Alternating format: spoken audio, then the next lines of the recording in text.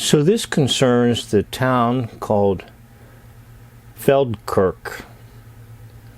In the year 1800, the French Emperor Napoleon invaded Austria, and they came to a little town called Feldkirk.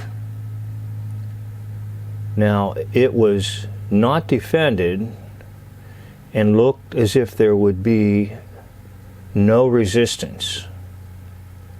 But on Saturday night before Easter, they were within about 6 miles of Feldkirk. And the Christians in that town gathered in their churches and prayed all night for deliverance from Napoleon. All through the night, Napoleon marched his army toward Feldkirk. But on Easter morning, when the sun came up, the bells of the churches in the towns pealed out their song of victory of the resurrection of Jesus Christ.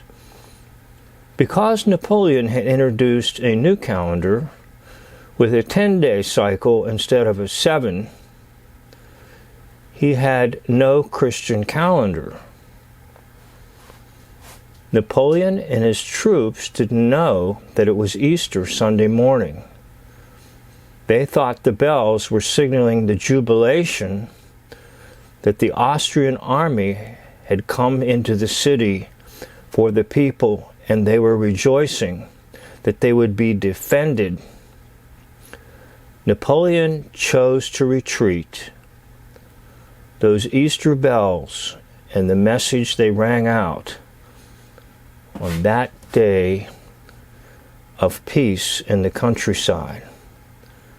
There was never a French-Austrian battle like this in the town called Feldkirk.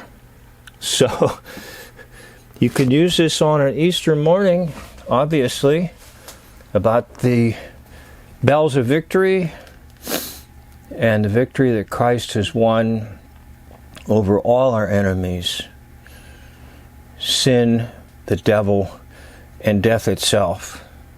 Thank you for watching. End of video.